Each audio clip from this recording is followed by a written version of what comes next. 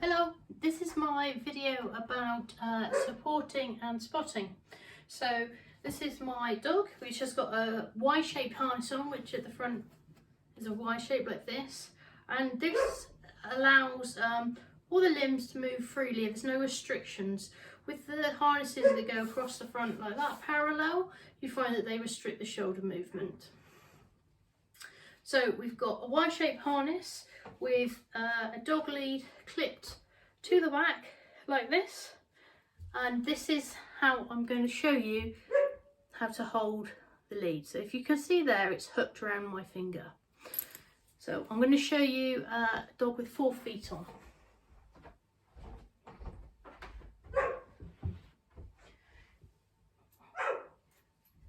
So I'm going to support my dog as it comes towards the EF and as it goes up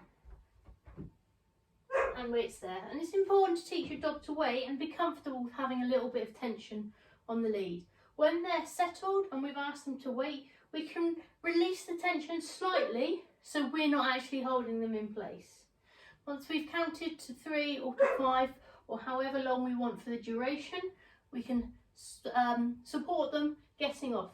And this is where we take out a little bit of the weight. So as the dog comes off, we're pulling up ever so slightly, just so that when their front paws and their rear paws hit the floor, we've got a little bit of their body weight.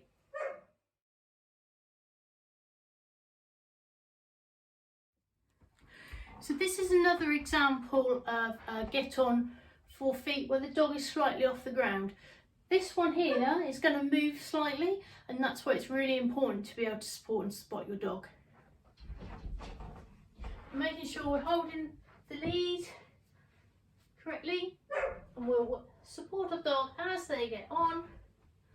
Allow them a little bit of time because we might find that this moves. That could be really disconcerting for a young dog or even an elderly dog. So once we're there in position, we ask them to wait, and we can reduce the tension ever so slightly. When we've completed the exercise, we're going to spot them as they come off.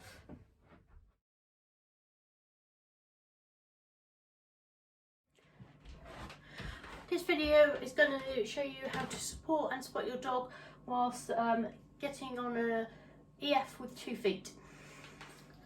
So you need to remember to keep the lead directly above the back of the harness. I've tucked my thumb through and I'm gripping the lead just to make sure it's really secure. So I'd ask my dog to approach with no tension on the lead to begin with. As they raise their feet, I'll just support them slightly and make sure they're steady. Once I feel they're comfortable, I can release my grip slightly so it's a little bit looser in the lead. We'll count to 5. 1, 2, 3, 4, 5, and give my dog the release cue after it's weighted nicely. As the dog comes off, I'll put a little bit of tension back into the lead to support her as she comes off.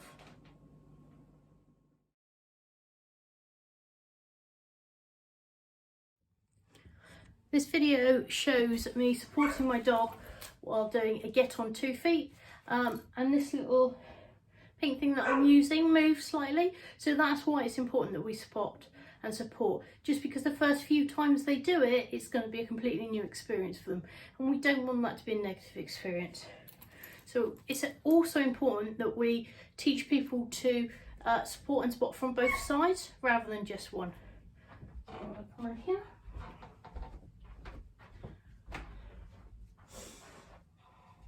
Remembering to have my thumb tucked inside the lead and the lead directly above the back of the harness. Remember, as we get on, the lead is again straight up and not off to the side in any way. And you can see the little bit of movement there. We get our dog to wait and then give our release cue off, and we just put a little bit of tension back in the lead